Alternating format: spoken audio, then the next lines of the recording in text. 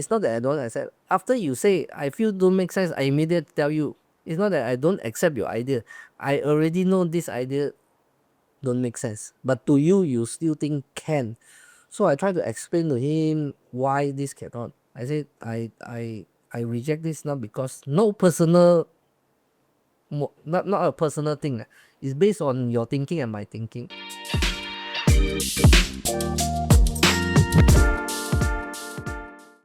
Hey everyone, before we begin this next episode of the Hello Mentor podcast, I just want to say if you're job searching or hiring, check out hiredly.com. We are not just another job platform, we make it easier to find the jobs that people actually want, and we help companies stand out to hire the right talent. So there's a lot of smart tech and there's a lot of human touch. That's Hiredly. So you can head to hiredly.com and give it a go. Hey everyone, it's another episode of the Hello Mentor podcast, and today we have Jin with us from Reskills. Yep.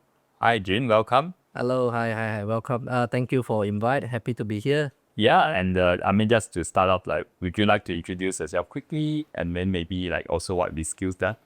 Yeah, so my name is Jin. I'm the CEO and founder of Reskills. So we are a subscription-based global online learning platform. Simple term, you think us as a Netflix for e-learning. So under one subscription, you can access to all our daily classes, conferences, talks, learning classes, different subjects, different language in under one very affordable subscription fee for only USD $1 a month. Yeah, this is not never been done in the world. We are the first one that launched this. Today we are at 1.5 million learners across 120 countries. We are at the 5th year right now, progressing well. So this is where we are rescued as per today lah. Yeah. Wow, it's like 1.5 million learners Yeah. in 5 years. That's Yes. a crazy level of growth. Yeah. But what's your background? I think before we started recording, you know, I think we were just chit chatting. You mentioned obviously this is not your first business. Yes. Yes. So can you maybe share with us your early stories? I think if you ask me about in doing business, maybe this is my 15 years. So I started back in 2010. I still remember it's my first entrepreneurship. That's where, if you remember, the iPhone 3 era just started. So I started since there from that mobile app development company. So from there until now, it's all about tech. I'm in tech. You know, I'm not a coder, but always surrounding with business with tech. Yeah, I graduated from the subject as well. So that's how relevant is it lah. You graduated in tech and It's that time was called business IT lah. There's not even e-commerce this word, you know. oh, you can hear. Right.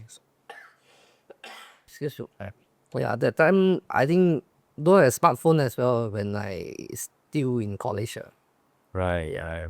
So you studied tech as in technology as a business business idea, Yes. right? Not computer science or It's a half thing. Last time it's a half thing. They also teach coding, but I'm not good at coding. Half everything half one. Yeah. Right. Okay. So you studied that, and then your first company was a app development company. Yes. You imagine an iPhone 3 just launched. I saw opportunity. I was still working. Then I resigned. And start the first company that help people to do mobile apps. So that was back in 2010. Yeah. So the time we have the first move advantage. Not many people started this. So even though I don't have coding background, but I can hire. So I hire and then start lah. So I'm the salesman, go to look for sales. It's very hard early stage, but because still not everyone on smartphone. But we started early, so with the consistency, then we managed to build a good number of clients. Then the system start to make it automated, make it template. The business is steady and making good profit that time lah. Yeah. So what made you want to start? As of course, it was you mentioned the iPhone 3 time Yes. or that, but I meet a lot of people. Many people have ideas, Yeah. but to get them from idea to go and start something, it's a very big decision, starting a business. So what do you think it was that made you so I don't know whether use courage or what, but make that first step. Yeah. I think I hold the same philosophy until today. To me, it's timing and opportunity. Like what I do with skill, I share with you just now, it's about timing and opportunity. So since then, I always have this philosophy with me. That timing is iPhone 3 just came out.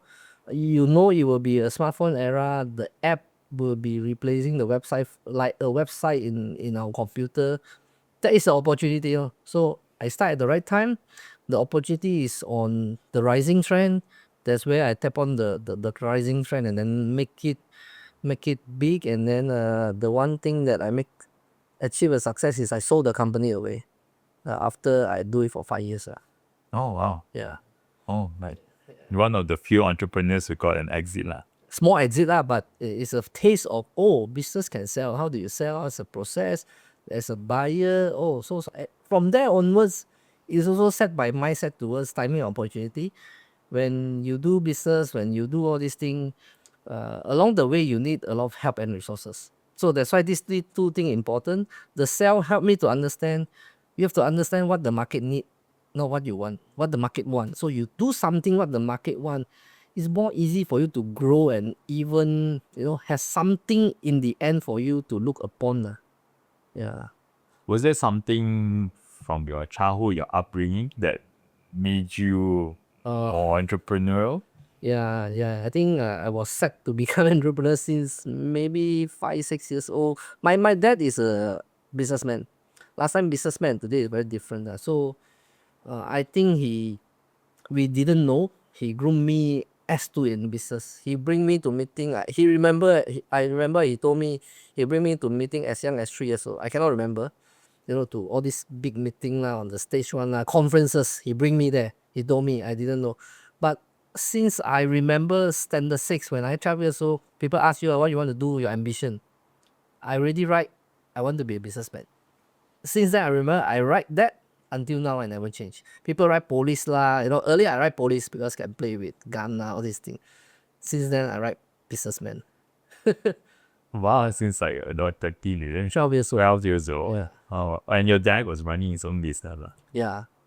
So I think he's grooming by quietly grooming me, pushing me, make me understand what is business and so on. Right. Yeah. Did you jump straight to business, or do you have like a job first, like most other people? Yeah, after I graduate, I worked for 6 years. Oh, you did all right. I still work, yeah. I believe in, I don't like to rush into things, After graduate, you don't know anything about business, you don't know about the real world. So when I go to work, I really go and learn with different passion. Yeah, I know one day I want to come out. I work, it's not because I want to work. I want to learn a lot of things to ready me to one day I can do my own business. That 6 years and that time that make me there. You ask me how to, it's the timing of I saw the iPhone 3 when it's born at the smartphone era. Right. Yeah. Was iPhone 3 the time when they released the App Store? Is that Yeah. Right. Yeah. Right. Yes. Right. Because the first two version has no App Store, right? Yes. Right. iPhone released 2009. I started only 2010 because 2010 I only start to experience the iPhone 3 that time. Yeah. Right. Yeah, I can imagine, right? So you mentioned about like timing and opportunity. This was like sort of like the early stages of the internet, right? There are a lot of people are rushing, they want to create their own app. Yes. And that's where you capture that opportunity. Right. And then just so fast forward, then how about Reskills? Obviously, I read that this was started around 2020 time, so during the pandemic, lockdowns and all that. Yeah, can you share the story of how it started? Yeah, that's why I say my philosophy is always timing and opportunity. Exactly the same philosophy I started Reskill in the pandemic. Real story. I was still working in a public listed company prior or before the pandemic. I was still working. In the pandemic, I think as a hiring platform, a lot of people lost their job, right? Acquire data. I voluntarily resigned from a high pay job. Because my philosophy, I say, hey, this is the best timing if I want to come back to start another new venture. Remember I sold my venture away before. After I sold my venture, I went to learn new thing. I went to different industry. I went to work. Sometimes you want to learn new thing, it's best is go and work. Go back to work at a stage that you want. And then that was where I was working. Then I saw the opportunity. I said, okay, it's time to come back. I want to do something. This time I want to do something big. I want to do something can go global. I want to do something that can scale, and I want to achieve a big milestone in 5 years. Today is exactly our 5th years. So that's how I started as a reskill. So moving forward, then why do I start e-learning? Right? That's how we are talking about. It's not that because I'm a teacher, I'm in education. I never been a good. I cannot say I'm a good student. I never touched education line before.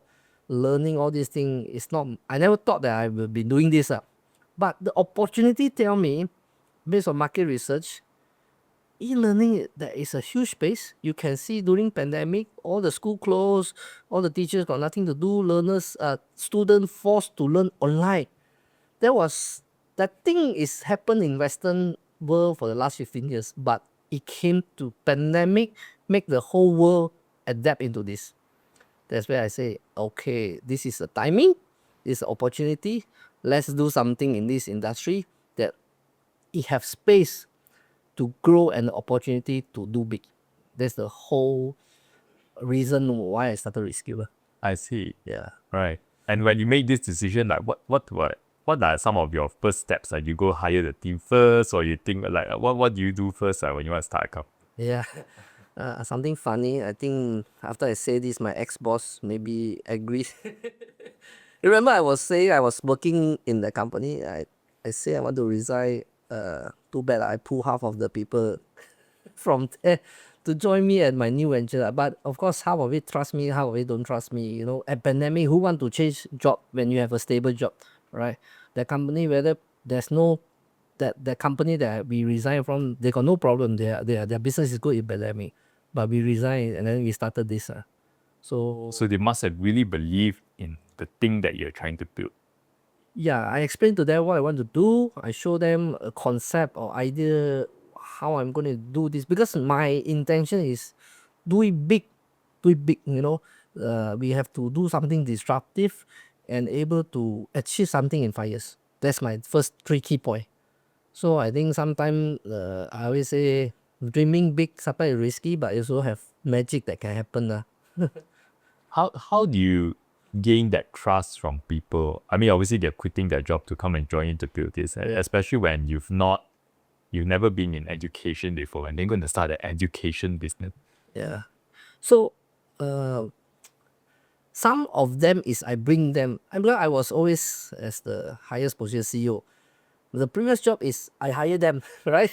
I bring them in. Of course, the highest guy want to leave, the bottom one will ask why. Why are you heading for? There's a lot of question mark. You are the highest, you want to leave, then what happened to us? It's going to be closed now or what? So I said, it's not going to close now. It's just another one will replace me, but I'm going to chase my other dream. So this is how I share with them. Of course, some of them have time, young. I say, yeah, we have our life. We always have one chance to achieve something. Whether I cannot 100% guarantee you a success, but never try, never know, right? So I think let's try. I also like to always say set timeline. If 2 years or 3 years we can't make it, then everyone go back to work. Right. So that's how I managed to convince them. All right. And the reason I ask because I get this question sometimes from people who want to start their business and then they're trying to build their first team. Yes. And then they find that, when you start a business, obviously you don't have a lot of money, there's no brand, there's no stability. How you get like great people to come and work for the company is always a big question mark. Right? Yeah. Able to sell dream. I think very important. Until today, I'm selling my team the next 5 year dream. Even you are already there, you have to look upon dream is very important. Whether it's a high-end dream or low-end dream, you still have to think about that and then make them believe we are going this direction. No matter starting from zero or starting from bigger. Yeah. Right. Yeah, no, I agree. And sometimes the storytelling part is very good. But of course it has to it has to be based on some truth, lah, right? That people can believe, right? Yes. And because you've grown so much in 5 years, I guess, would you say that you're on track based on this dream that you first started? Of course, yeah. I think we are in the progress to achieve our first 5 years milestone that we set 5 years ago, lah. There is we are going for a listing, yeah, in US stock market. I say this during I started this. I say 5 years, we do this, we achieve this. I want to plan for a listing. We are in the progress right now, already submitting a lot of information. Touch wood, I cannot say too much. Are on track. Once if become a reality, then what's next for my 5 years? So that's how I know retain them, motivate them. Even this, you reach your first milestone, if you achieve, right, people say, oh, my job done, the fire will go down. So I had to start new fire. So what's next for next 5? Right. Yeah. Right. Amazing. Yeah. And you mentioned obviously 1.5 million downloads or We users, call learners and learners, yeah. 1.5 million. And was there a moment you felt that, I mean, the beginning, obviously you have zero. Yeah. Was there a moment where you can suddenly see it like, wow, like so there's a huge boom suddenly, Yeah. So that the first confidence that we get is from 0 to 100,000. The first 100,000. The first 100,000, 10,000 is still, because I remember as timing and opportunity. That time the whole world closed school. The only option is go online. So for me to onboard user is very easy. That 0 to 100,000 is our first milestone that we feel okay, this can be done. 10,000 not enough, 50,000 not enough to validate this is doable or not. The 100,000 once it cross, you say okay, this is it. This can be done already. This is solid. This business is viable. Let's continue to build. So 0 to 100,000 it came very fast, but 100,000 onwards jumping to 1.5 it took us like 4 years. The 0 to 100,000 maybe in 6 months. Yeah. So once you grow later, it's not about the hype anymore. It's about okay, this is real thing. How do you have to explain the real features, the real value that you are giving out, and so on and so on. Yeah. Right. So we start from zero or low base. I mean, yes, there's obviously it's difficult but also easy. Easy as in like once you catch something, the growth rate is very fast because your base is very low, right? Yes. Then after that, when you want to break through that next level, it gets harder and harder. Correct. So always is starting is easy. Maintaining it is that is the most challenging part to me. Like if you ask me, every time business is like that. Maintaining it or grow to the next level is the most challenging than how you started. Right. Because when you start new thing, everyone is happy, the hype is there, wow, everyone will support you, blah blah blah. Second year, how is it? It's not about hype anymore. It's not about supporting. It's not about, oh, this is already I heard 1 year. Nothing new to me. So people are always very fast boring, very fast forgetful. Yeah, that's how it works. To me, based on my experience. Right. Yeah. So you also, I mean, similar to Hirely, we are also like a two-sided marketplace because like the employers and then we got the job seekers looking for jobs. So for you, one side you are learners and the other side is what? We call them coaches. Coaches. Yeah. Right. So on that time when school is shut off, pandemic time, training industry is not moving. Right. We call them trainers or coaches. Got no job. Seriously, no job because everything shut down. Physical gathering offline is there, but suddenly zero. So the only option is, oh, I heard there's a company do online that they pay stable income directly. Whether got student no student, they still pay you. Everyone just come to us. So from there, we tell them about online learning is here to stay long term, but it's always a complementary thing to offline. So I always tell them, even I'm doing online, but I tell you my biggest competitor is not other brand, it's offline learning. We know that, we admit that, and we set ourselves as we are the complementary for any L&D, learning and development training, as a complementary tools for you to sustain and continuous learning at convenience, anytime, anywhere, and what we call bringing down the cost at a very affordable price compared to the offline thing. So we you have to understand your business very well, stay in your lane, admit what you can do and admit what you cannot do. What you can do is focus and keep doing on that. And you have to admit, oh, this I cannot do. Cannot. A lot of people like to say, oh, my company, my platform is the best. Everything also can do lah, right? So I say no, not everything I can do. I stay in my lane lah. I stay in my lane very well. Keep quiet. Keep on doing. Keep on doing. Keep on doing. Right. And when, in the early days, like which side do you have to grow for? You have to grow the coaches side first, right? Chicken and the eggs. Right. Yeah. So both is important. Without learners, the teacher say I come to teach who.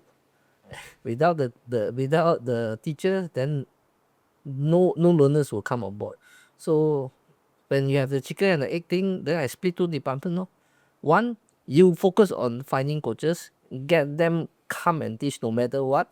Another department, you go and get the learners no matter what and make them come and attend classes, whether they're a teacher or not. But two are going concurrently, then it will be matching lah. So you try to do both at the same time. Like. Have to do both at the same time. Right. Yeah. And then to get that, I mean, 0 to 100,000, it's still very, I mean, you mentioned obviously this one was easier than from 500,000 to 1 million. Right?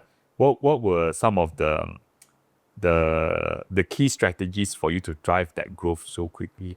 Yeah.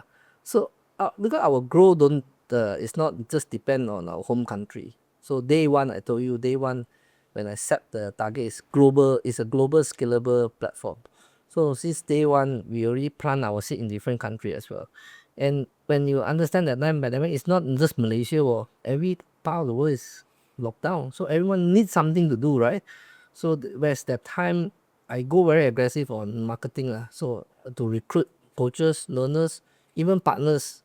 So when in pandemic, you got nothing to do, I got a new business for you. Can we partner? Can we be a country partner? So we have a lot of partner. A new business model was born that time. And we just keep finding business partner to help us to scale and open up new country. Oh, right. So you have like business partners that like operating at the local country. Yeah. So my mindset is this. The cake is very big. I don't need to eat the whole cake, right?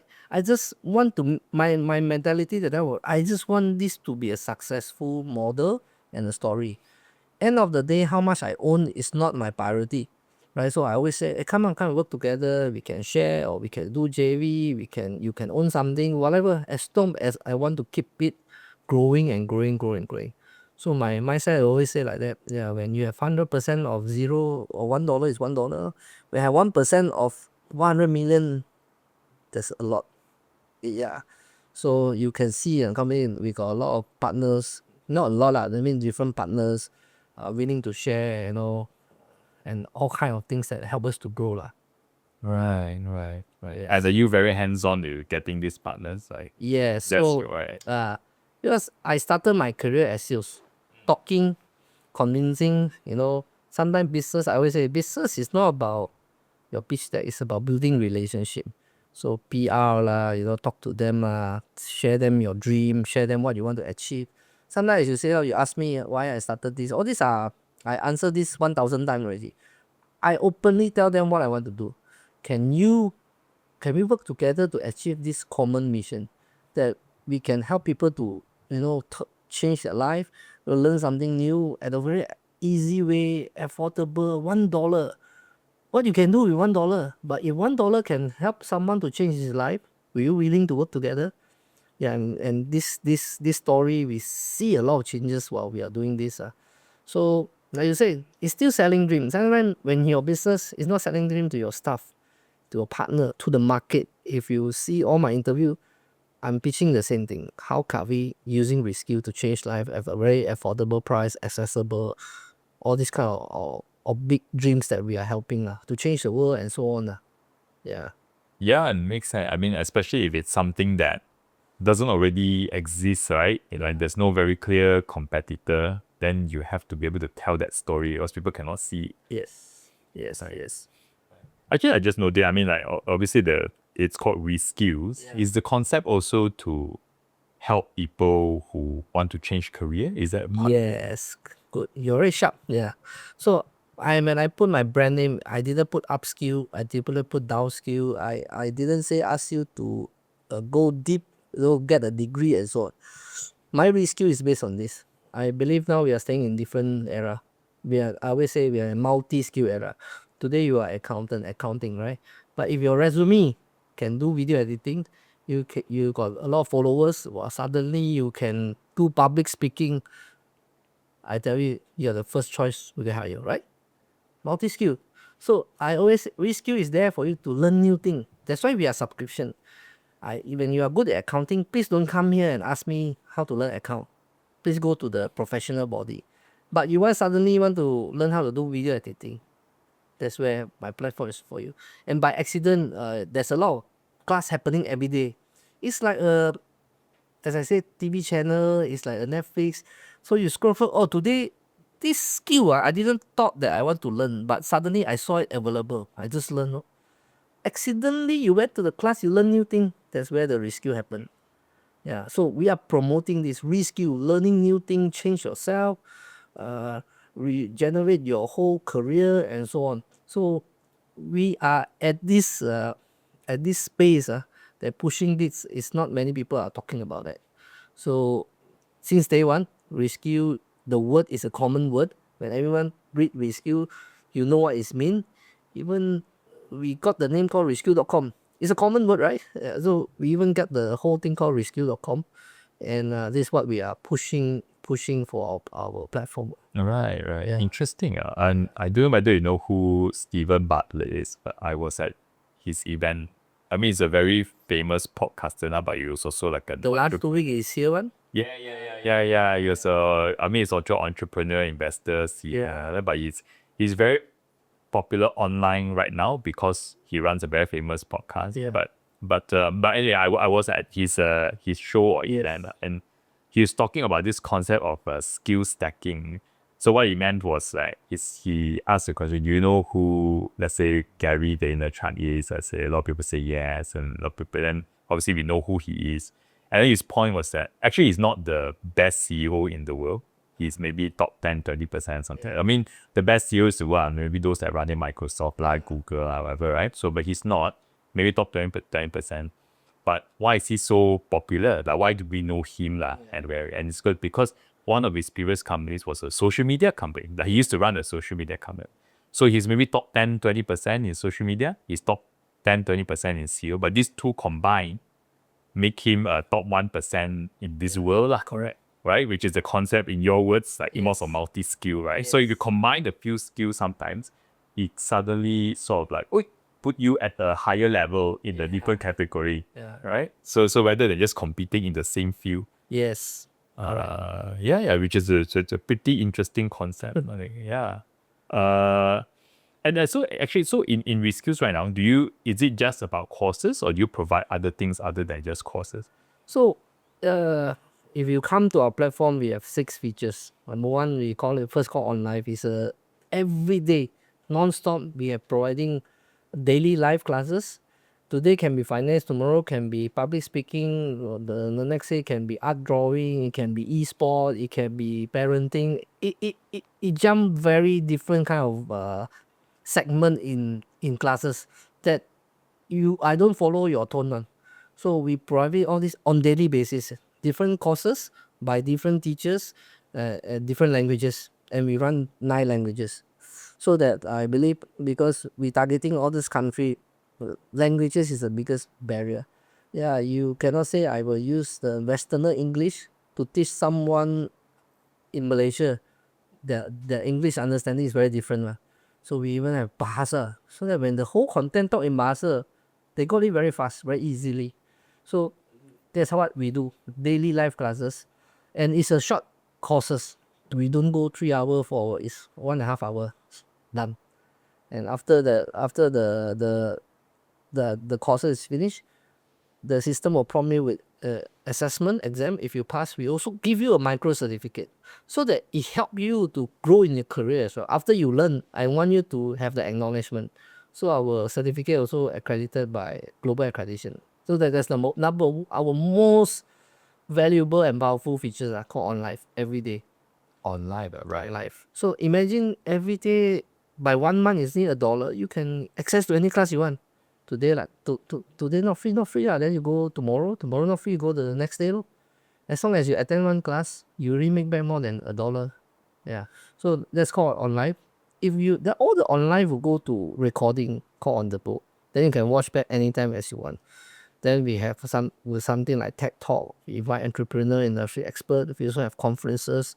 The latest one is called On One. We provide you a 1 minute summary of learning one topic at a very straightforward point, teaching you in 1 minute. It's called On One.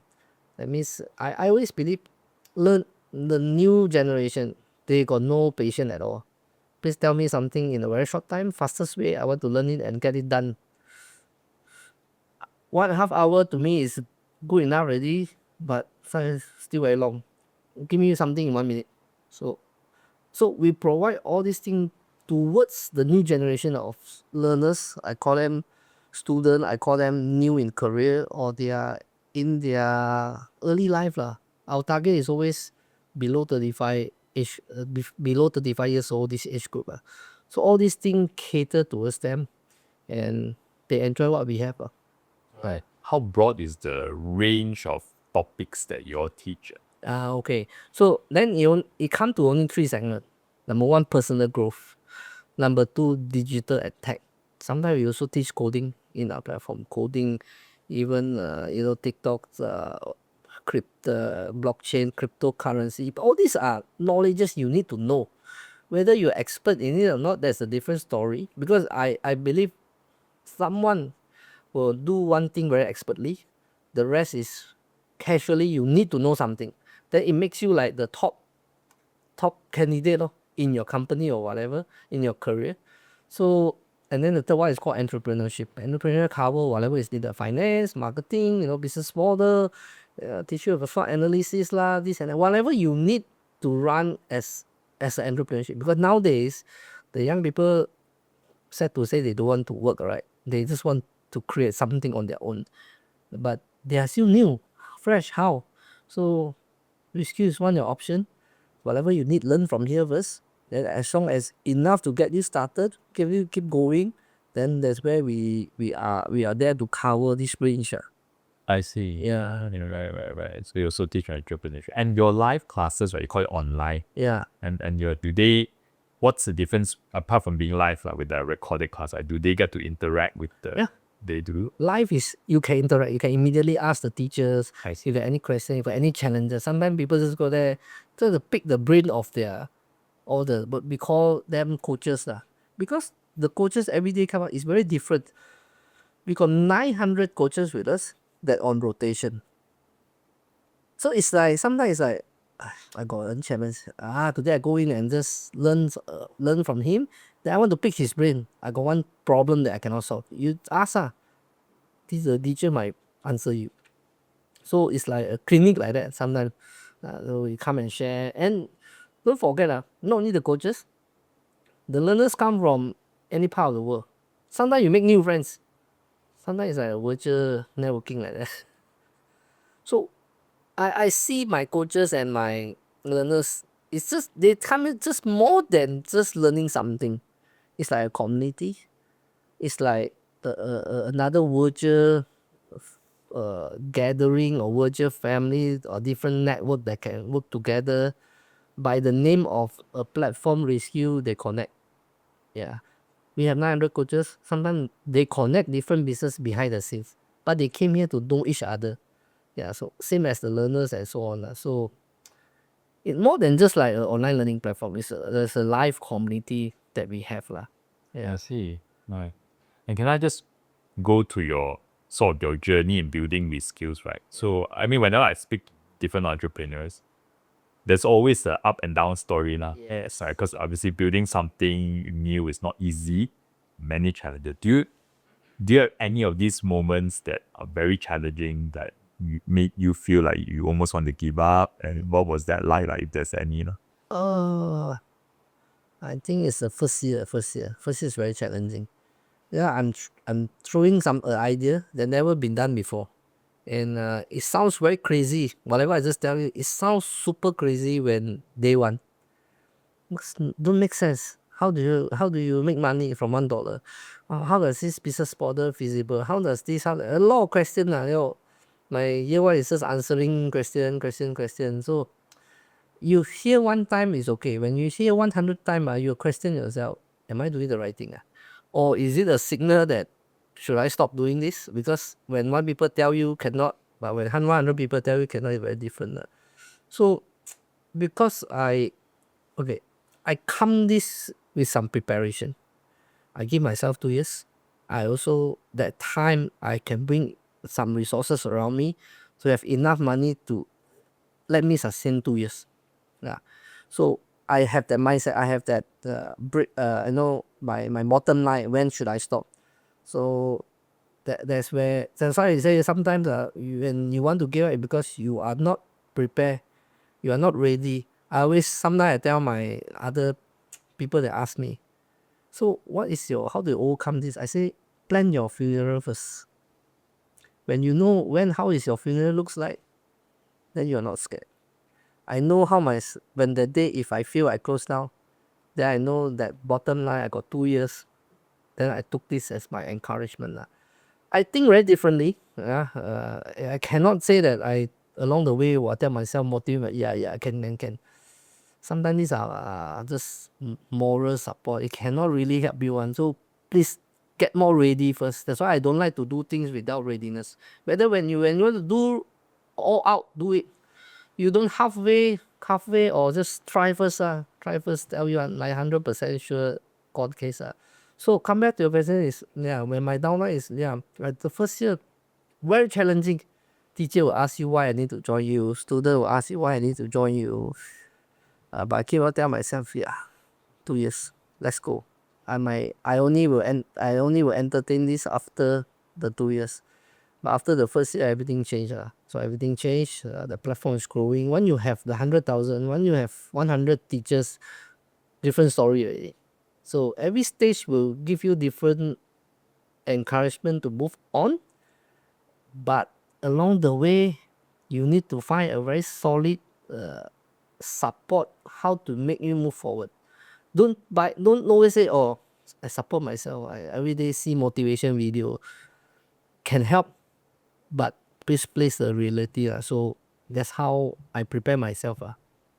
Right, and as you say, you plan your funeral. As in, like, you kind of gave yourself a very clear deadline, Yes. what failure will look like. Yes. So then at least in between, you more confidently pursue it. Yeah.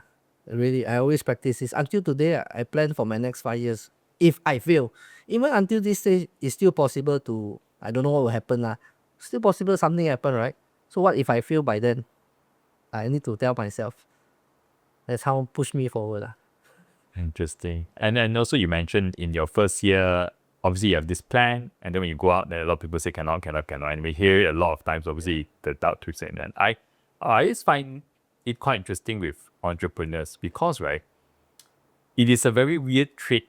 A lot of entrepreneurs actually don't listen to feedback very well. The reason they don't, but that's the reason why they started a company in the first place, because most people wouldn't start a company. Right. So if you ask me, like, actually early days of Highly, when I speak to different people, I also heard a lot of people say this is a bad idea. This is Yeah. What you're trying to do is a very bad idea. Your competitors got millions and millions in their database. You got nothing. Like, why would anyone use you? So, and obviously all of it is also true, lah. But because I don't listen to the feedback, so I started, and I can hear different types of this kind of story. So I don't know. I mean, I'm kind of like, slightly sideways. But then how do you balance between like not listening to feedback and sometimes actually listening to feedback? I take it half. Yeah, I will listen, but I filter half. Because sometimes, as you say, while we're moving forward, you need to believe in your dream and whatever you set. So I cannot say 100% ignore, also not right. You take it half, okay, what they say is maybe correct, but how do I make adjustment to what I'm trying to do? And then half of it is believe in what you said, just move forward. So I take this balance. Until today, it's still the same. There's still a lot of feedback. There's still a lot of things that people say, you crazy lah, do this, my next 5 years plan, so on and so on. So half I listen to you half.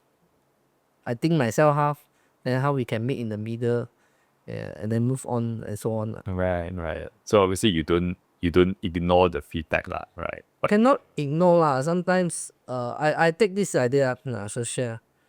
Sometimes people give you feedback, maybe it's a signal sent from someone or just want to tell you something. You need to listen. Okay. Some feedback is good feedback. Like you ask me how do I grow until today. A lot of features that happen inside my app, some of the execution marketing idea don't come from me. Just suddenly someone tell me something. I say, hey, this is good or I adopt it. Some of the feedback is good feedback. Even the life thing is someone told me one. It's like suddenly he told me, yeah, because I started with didn't want to do live. I have different idea. But one day one guy remember, I still always tell to the team, we have to thank to this guy, because he's the one that suddenly appear in front of me, come to my office, tell me something. He's trying to give feedback. Hey, you should do this, this cannot do lah, blah blah. 50-50 lor. Whatever you think that is not a good one, I take and become a main anchor in my thing. So pro and cons, see clearly, think yourself, how do you fit? Sometimes it's good feedback. Doesn't mean everything is bad. Yeah. yeah, sometimes I also share this. I tell people that if someone gives you feedback, you don't have to agree, but you should always listen to it because it's information, Yeah. right? Yeah. So you listen to it, sometimes you find that, oh, it's very good information, then that's good. And you hear, if you don't think it's true, it's also okay, but it's good that you just get that information. The more information, the better, right? Yeah, correct. But then I guess that therefore it's also quite hard to know. Therefore, that's why like every entrepreneur has their own style and what they care about more and all. Yes. Yeah.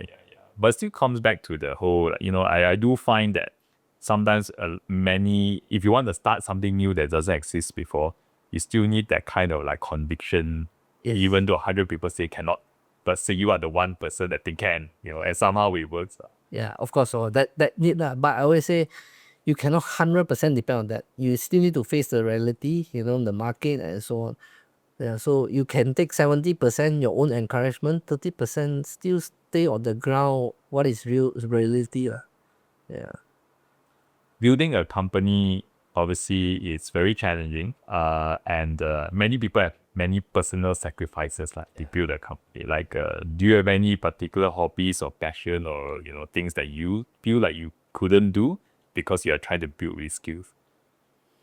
My passion, I think my original and if I like is I don't want to be a business, but I think I believe in what have set as a fate to ask me to do this, then I have to go on with this. My other passion is really into sports.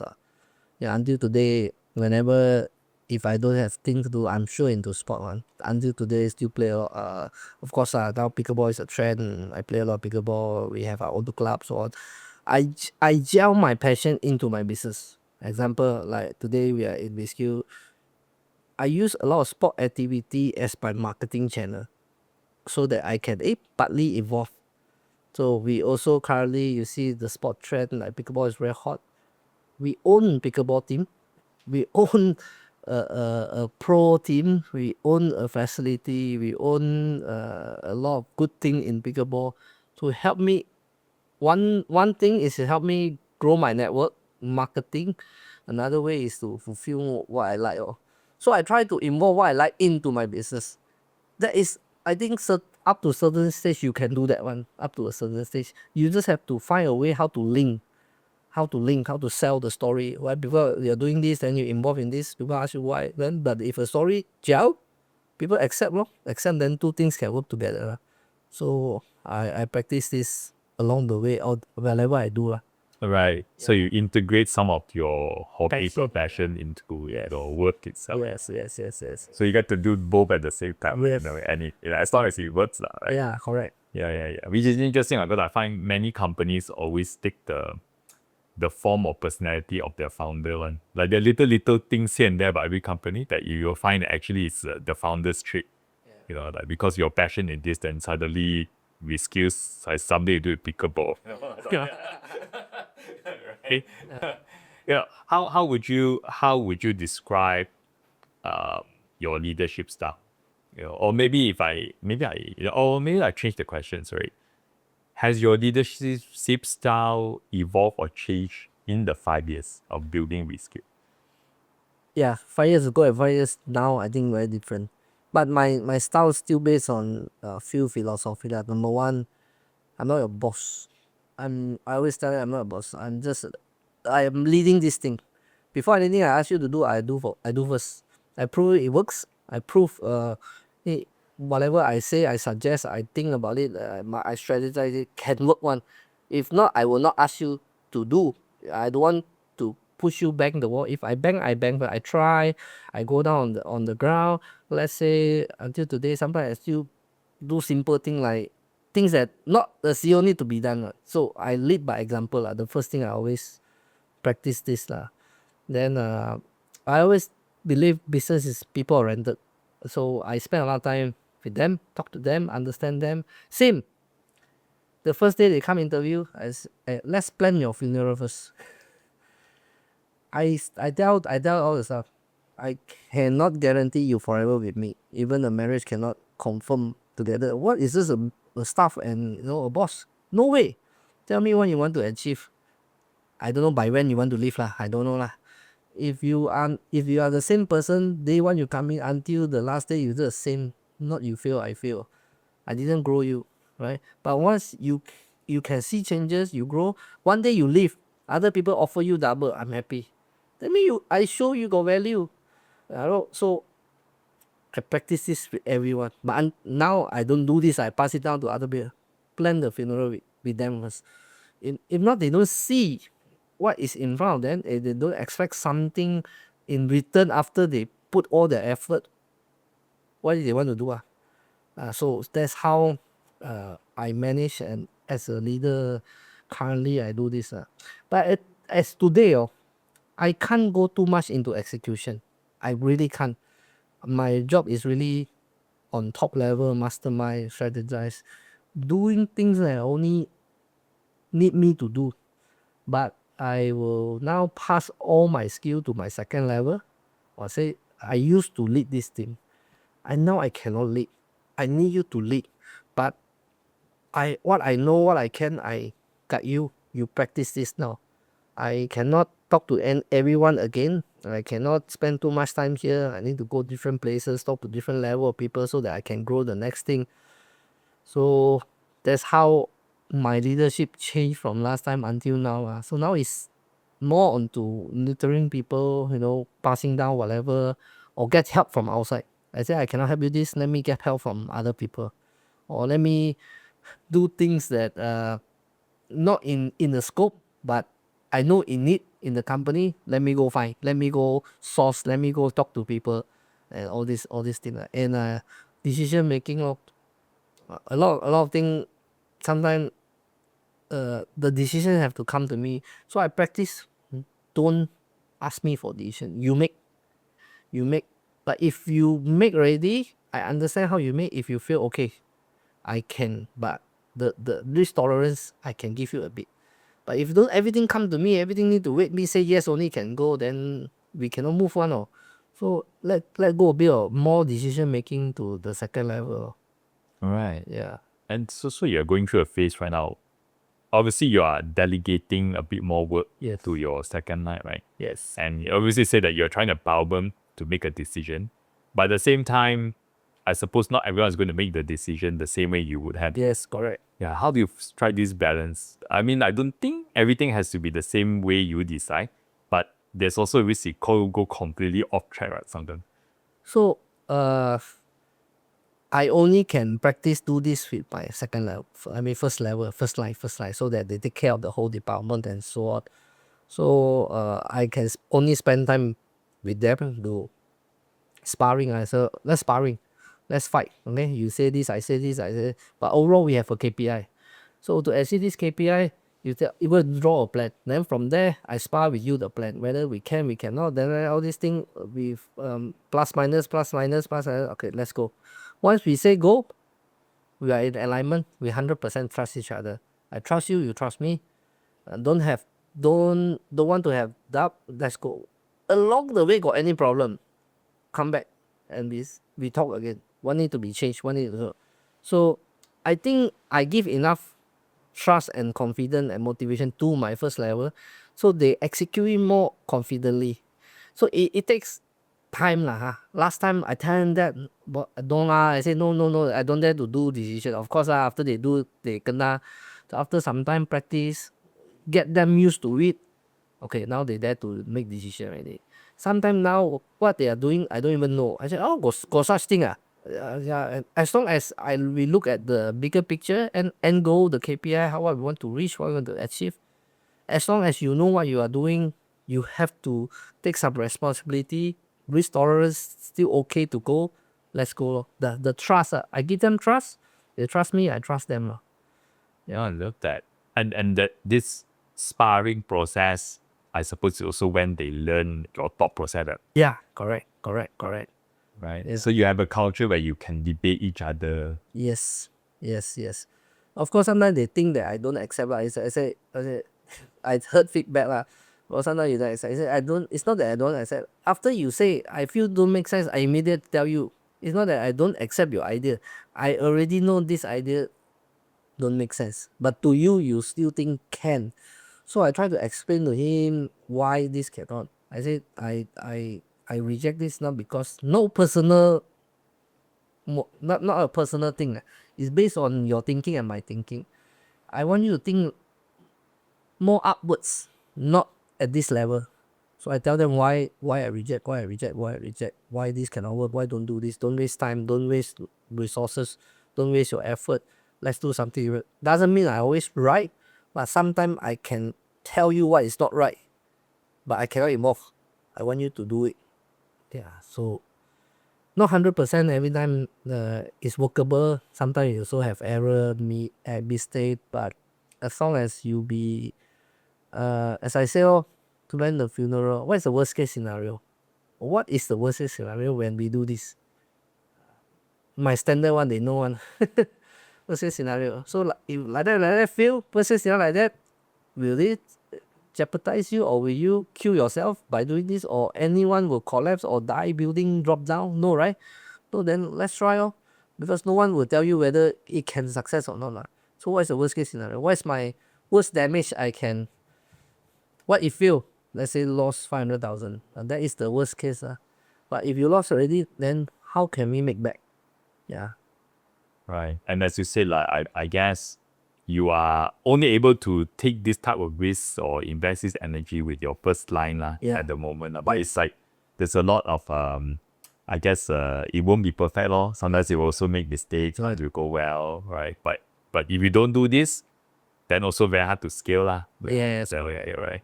Yeah. I also love what you said about encouraging them not to take things personally. Yeah. Because the issue sometimes I think with debating ideas is that people attach their idea to themselves a lot. Yes, correct. Right? So if you think the idea is not very good, then it's as though you're saying they are not very good. You know, but I tell people this but you can change your mind one ma, right? You're not married to your idea, right? Your idea can change one ma. So we're just talking about the idea itself.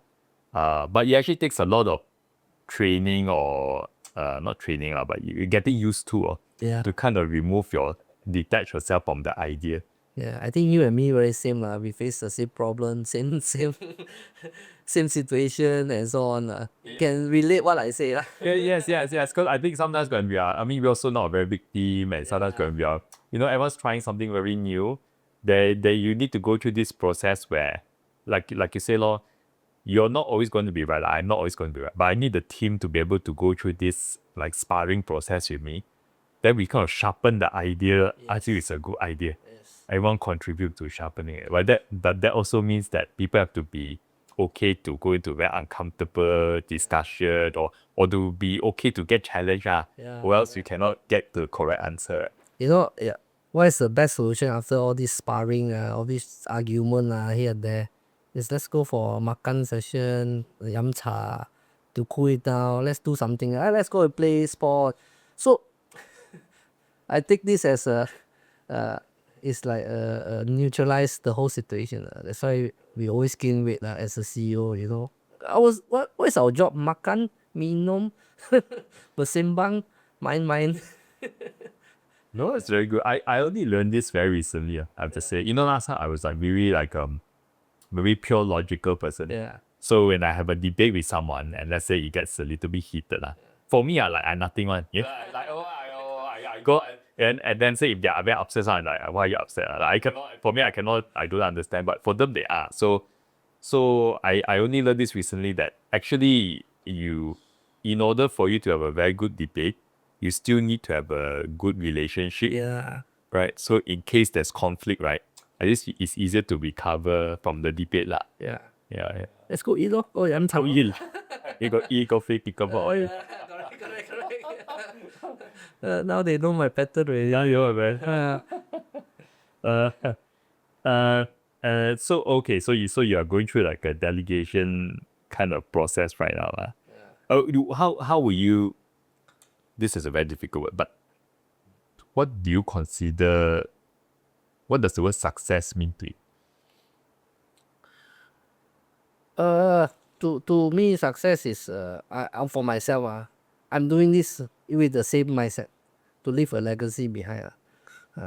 Not in monetary term, of course, important, but something that when we say the legacy people feel is good, the business you are good at is good, the brand name is good. I'm so far very happy because this brand name really touch and really go down. Example, even my daughter as young as 3 years old, he already know this my company called Rescue. They know, and then we a lot of young children, they know about Rescue. They like purple because of Rescue, because our brand color is purple, same like you, right? They like purple because what we do, and they wear our shirt. We got kid shirt. Why? You know, I see. Wow, our brand name can make the even younger, so small, can be like you ask my daughter, what is her favorite color? Confirm purple. Why? Rescue. Not because she liked the color, it's just that because what we have done, bring her to office, all the first line, whatever. Any kids, you have any kids, you can bring them to office. We want the kids to feel very different also. So to me, it's wow, my this is what I'm doing this for at day one. Why I created this, why I go so hard to do it, because I see, wow, this is legacy that money cannot buy, right? So this has been inspiring for us. Even I told them one day this company can be managed by the second generation, right? That's now what we are talking among our first liner. Yeah, let's think like as far as this. Along the way, Reskill doesn't mean need to do the same business as they want. It can diversify, it can have something else, as long as the brand name. I even told them early this year, I said, let's give a new definition to my brand name. I don't want Reskill to be just an online learning platform. This is where we started. Okay, but today Reskill is a global brand business that we do business that can empowering people. When I change the word from online learning to empowering people, now empowering people, the business very big one. It can go as like example, now we are doing bigger. Teaching people to play new sport, is it empowering? Yes. Getting other program to run to help people to change life, is it empowering? Yes. Selling, example, clothes that can help people to do something, is it empowering? That's how I think for my brand name. It grow as big as it. So then you can think very far. Oh, even I tell you, recently we want to get in a product. It's a food. What to do with Rescue? This food. But this food after you eat, it can help your life. You know, it give you, it's called a performance kind of brownies that we want to help people to stay calm, all these things. Nothing to do with Rescue. But if you give your brand a new life, yes, or it is related to us as well. So that's how I see, how I plan, how do I talk to my team. That's why I say, oh, now what is my next 5 years? Really. Today Reskill is not I don't want people to see us as just an online thing. That's one department only to me. Now we got 2-3 other departments upcoming to plan ahead. Color remains same, brand name remains same, but we open up our vertical. Yeah. Right. You know, one of the things I learned, actually, I mean, obviously, the thing about it is obviously true, but all the big companies today, they obviously all had a founder. Yeah. And all the most successful companies actually can survive the founder. Yeah. Because like you go past the founder and still growing and all that. Yes, correct. So I think it's, I mean, we're really happy to hear the way you're looking at it, right? So one day you also can envision that hopefully this goes past beyond you. Yes. Set- I really set the want to do this way. Right. Yeah, that's amazing. And if you do that, that would be an amazing success, right? From a business point of view, right? And you personally, is there anything that you like? I mean, apart from the business being very successful, anything that you would consider to be your personal success? I cannot say my business is a success yet lah. I say we have grown to a certain stage, we achieve certain thing good enough. Now is to grow it to the next thing to so called success. To me, I set it very high. To me, until today, not achieve what I want yet lah. To me, the standard is high lah. So that I always like to set high. So once if you cannot hit, you still hit half, still okay lah. So personally, as I say, it's still related to this company. I really want to live a legacy because maybe I'm not coming from a strong family background. We don't have a lot of things. We just normal have to fight our own. But I want this business, this thing can sustain for my next 2 to 3 generations. I've been talking to this since they were. For example, this company can continue. It can live it to the next generation, even the third generation. Even I want to learn from all those successors' family. Yes, it can be a family business, but it can auto run, self-sustain. It can next time have a family officers, to really change is I dream too big lah. To change the whole life of my next few generation of family. That's what I told myself. One generation, if you see your family tree, if really one guy or one generation do good, if you really plan it well and manage it well, your whole down is there forever, right? My family tree never have this thing happen before. So maybe I think too much. Maybe my other family didn't think about that, but I think about that. How can I really take care of everyone? Not just my direct side, whatever are relative, all these things to set as like a goal everyone can work on. You need work, you come here work. Don't think other thing. You don't have anything here can support, but in return you have what? So it managed like that lah.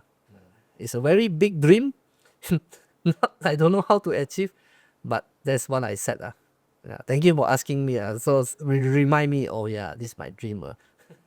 All big things start with a dream. Right? Yeah. Yeah. And going back to sort of the education or tech space, right? How do you see this space evolving over the next 5 to 10 years? I'm sure you know there's a big conversation around AI, how AI is changing the world. In fact, I would even think, I mean, we are a job platform. So I'm thinking, I mean, you follow everything they're saying in America. Say, well, one day no one will have a job. I mean, they're saying stuff like that, right? So what does it mean for Hirely, but what does it mean for like reskill? Like, how do you see that future 5, 10 years from now? Yeah. Okay.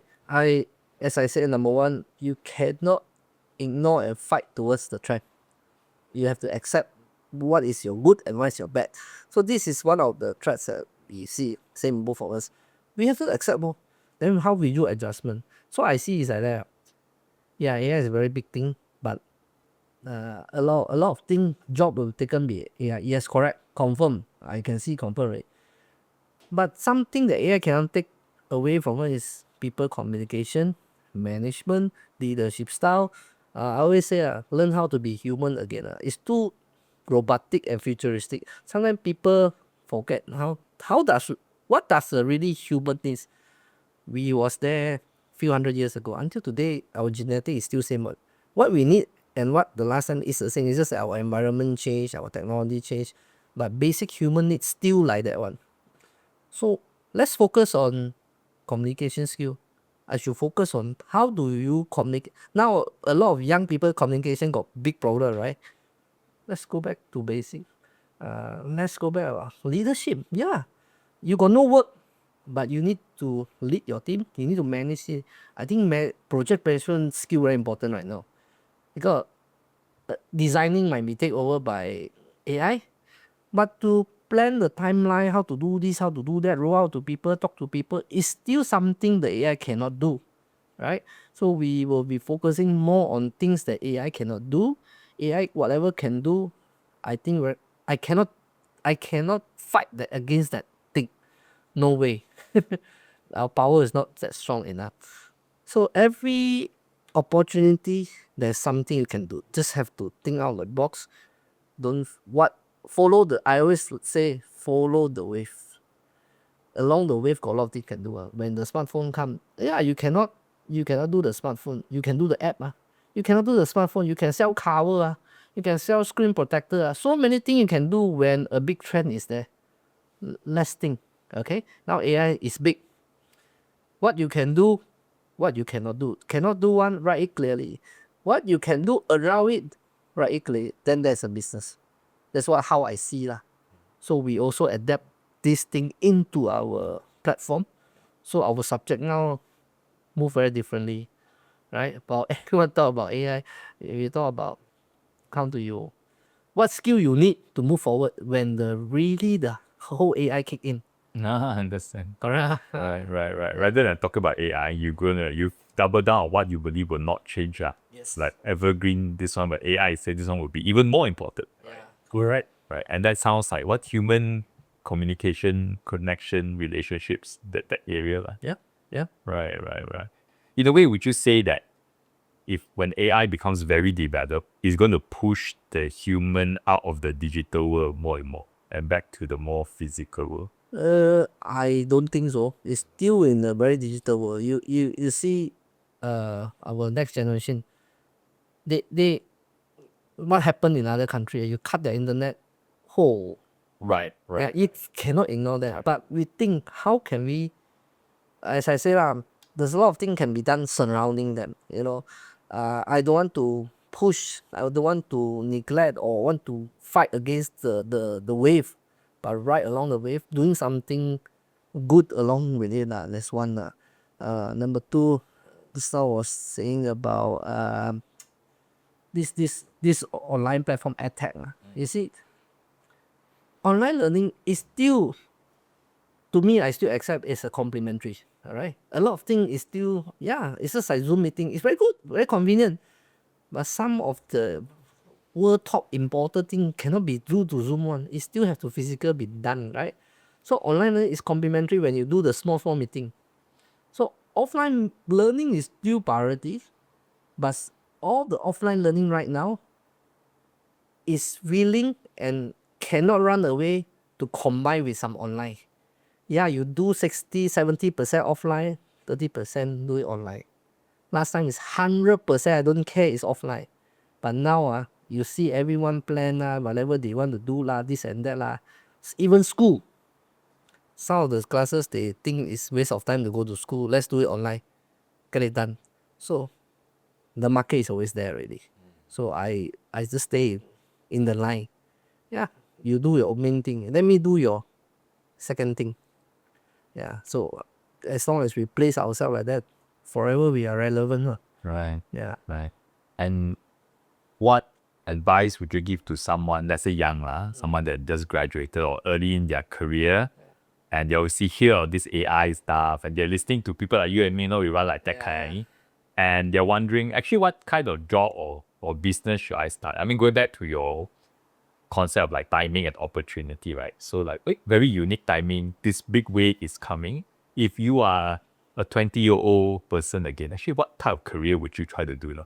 Good question. I will tell you, whatever big term, big word is coming, big wave is coming, I can tell you 90% of the market listen, talk, but they don't know what the hell is worth doing. They don't know how to do it. They just, I say ChatGPT to you very simple. I tell you 80%, 70%, they don't even try, and they just hear, they just talk, whatever they listen. You just be the service provider. At 70%, they no need to do, they no need to use, but they don't know how to start. They don't know how to link. They don't know how to gel into that their work, their whatever. You just focus on that, getting. I give a very simple idea. How all this image thing very canggih, Gemini, all this teaching people how to use that or help people. Give me your picture. I help you to generate 10 picture using the AI.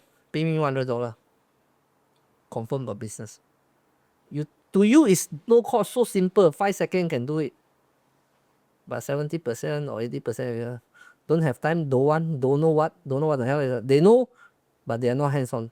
You just practice that hands on. There's a new business already. Trust me. Oh, I know what you mean. As in, like, actually, all these tools are there online. It's just that even for me, also, I don't have time to try everything, right? So if you can know how to use the tool, you can really like arbitrage like that. Like you are the middle person between the use and the tool. Correct. To you got no make sense one. No make sense thing is to other people they got no time, they don't want they too hands on. I want to save my time and I don't want to admit I don't know. Help me do it. Fill that gap. Yeah. Right. No, it makes sense. It makes sense, right? So unless one day, of course, this is a completely different world, like you can just talk to an AI and it can do everything for you. That will be very different. But from now until that point, I think you're still too far away, right? I will double down on it forever. The market is like that. No matter how canggih is it, yeah, only 10% people are very into it. 90% are just staying around, understand, listen here, talk there, but they are not hands on. Hands on is the key word, right? AI can do a lot of things, but only you know. The rest already they don't know. Yeah, if that's why service provider middleman always can survive, because 90% market always no one. They cannot. They don't want. They don't know. They don't want to tell you. They don't know. They just need someone to do it. That gap alone is a big market. Yeah. Right. So basically, like even though the tools are there, and a lot of people assume that because it's so easy to do things, everyone will just do it themselves, but they won't actually, right? You can still be a AI powered service provider. Yeah, correct. But you have to understand your target market. Yeah, if you sell to a more elderly person, hey, give me a picture, how you do AI picture, you charge $200, they will pay you. But if you sell to same age group like you, then cannot, they know your trick, ma. So even though I say this, but you have to choose the right target market. You try go back and sell to your parents. I help you to do. Ask them they know or not.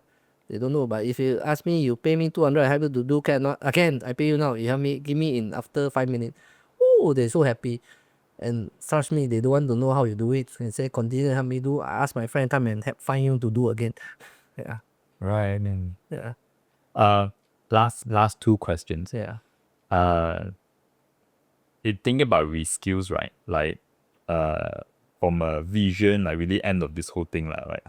How do you want to change the way people learn or improve the lives of all your learners around the world?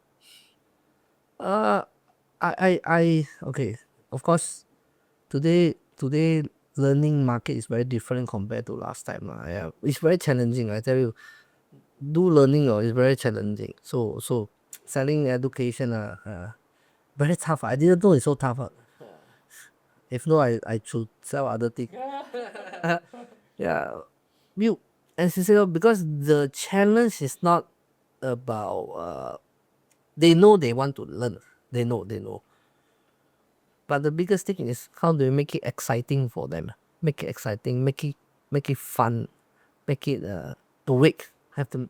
If not, everyone think about I know I need to learn, but I want to sleep. I'm very boring. I'm very tired lah. Yeah, as I said, my competitor is tired, boring. I lazy.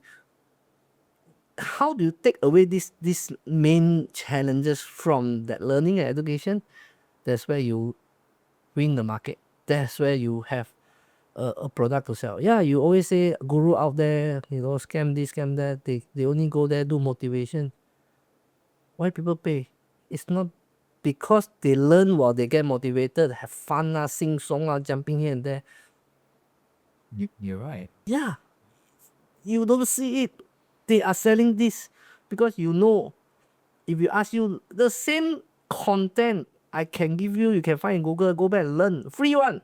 But you won't do it. You lazy lah, you tired lah, you don't want. But you put in a situation, wow, it's so fun, wow, happy. I deliver the same content, wow, you feel, wow, very different. That's it. So I see this way lah. I say, nothing right, nothing wrong, but I always want to know how do I sell my product. That's why you see what we do very different in our learning platform. We got this, we got that. I know my biggest challenges is the boring, tireless, and all these things. We make it fun, we make it different, we make it. That's why I say it's a community. Sometimes we talk. We also not talking about learning. I just want to make you feel close with me. We are together. Anything you can just so that you can commit to go back in this platform. Yeah. Yeah. I mean, like, I completely agree. You know, I mean, we are in a recruitment company, and sometimes, you know, some people will ask me, hey, why don't you start like a coaching business or mentoring business or a learning business? And I always tell them that, I feel like you're overestimating the market size. Yeah. Like, a lot of people let's say they want to look for a mentor, but they're not really that motivated to go learn, you know, to actually get a mentor. Or small group will be lah. So it's very difficult to scale this and all that, right? And as you say, a lot of the content actually you can find one. I mean, the knowledge is everywhere now. It's just like how, you know, like how people want to receive the knowledge, right? You put me in the room, the speaker is delivering it in a very fun, exciting, interesting way. Then I like it. Yeah. That's it. That's it, right? But the knowledge has always been there, right? It's just if you really took the time to want to find it, it's there. Yeah. Right? Like even like Reskills, I mean, $1 a month, yeah, that's very affordable. And yet, not everyone will just pay the $1, right? Oh, okay. $0 and $1 got big difference. Oh, okay. When you do it free. But $1 they will feel, wow, it's like a big discount. It's like worth it. I need to buy it. It's free is free thing. When the price supposedly be look 1,000, I sell it a dollar or 100, I sell it 90% discount. You immediately buy one. That's why the sales isn't good. That's why everything that good high value thing, when you give good discount, you sure buy one. So I'm take this philosophy to plug into my platform. It's very hard to sell 500. It's the same thing. I just people say $1. Why don't do it free? Free is different. $1 is the. I know buy is I cannot lah. But No, but I also believe in, you know, last time highly in our first year, because we don't have enough job listings. Yeah. I remember we charged people to create all the pitch like the company, but the posting the job is free one, I think for the first 9 months or something. But I find that when you make the job listing free, some people don't take the platform so seriously. Yeah. Then when I started charging, even the very low amount, suddenly they are more engaged. They want to use it properly, you know, and then they want to find out how to use that. The relationship changes when there's even a small dollar amount involved, right? Correct. Like they treasure it more, they appreciate it more. Yeah. Correct. Right? So yeah, okay. Last question, right? So if you one day when you look back at this, let's say go far into the future and they think of Jin as an entrepreneur, like how would you like to be remembered as an entrepreneur? I think I want to people remember me is the guy that make impossible possible. A lot of things I do now, it's just like how I started Reskills. When I say no one believe, no one think that it can, but today is very different. It's the impossible become possible. This example happened many times, right? Even give you a few examples. The second most successful example that I currently have is called at the pickleball scene. 1.5 years ago, I tried to play this sport. I say, damn, this is very different. They will go big. So I start invest. I start putting marketing. I put money. Wow. A lot of people ask me, what are you doing? Why are you simply spending money? Why are you putting this here, putting this there? I put my logo in the pickleball court. I do a lot of branding, marketing in pickleball. Today, 1.5 years later, Jin, you are smart. You do the right thing. You caught the first intention. Today, our branding very strong in the pickleball scene. Because I do the impossible. I decided to take the risk to do the impossible at the 1.5 years ago. today we are here today talking, and if you play that sport, you know our brand name is very strong in the market.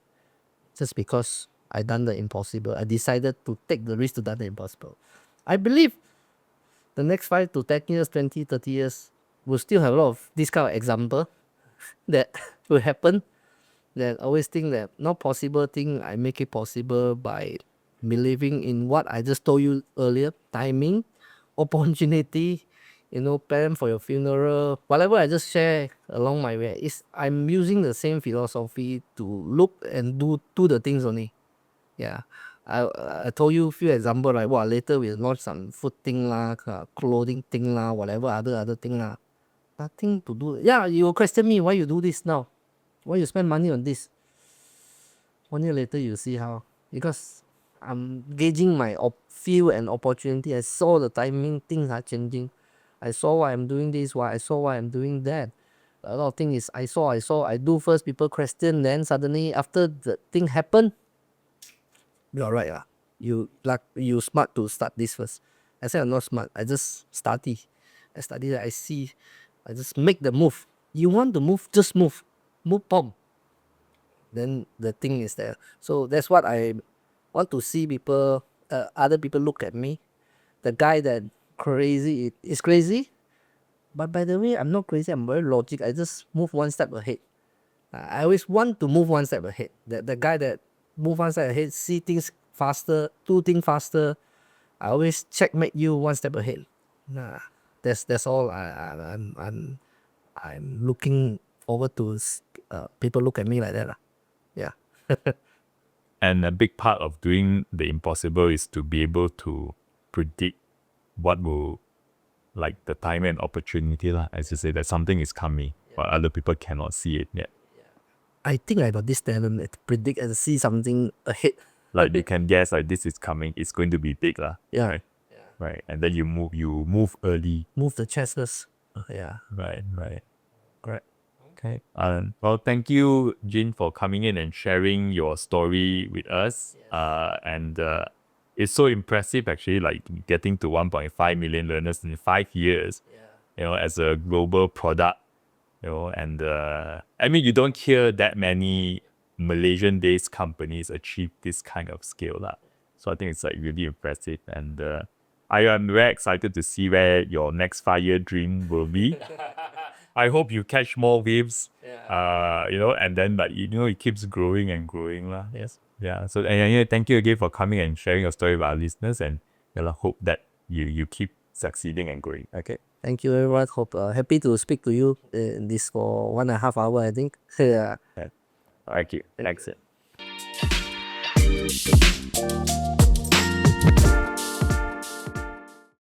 All right. Thanks for hanging out with us and getting to the end of the episode.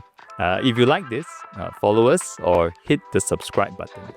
It will help us bring on more amazing guests and makes the whole show better for you.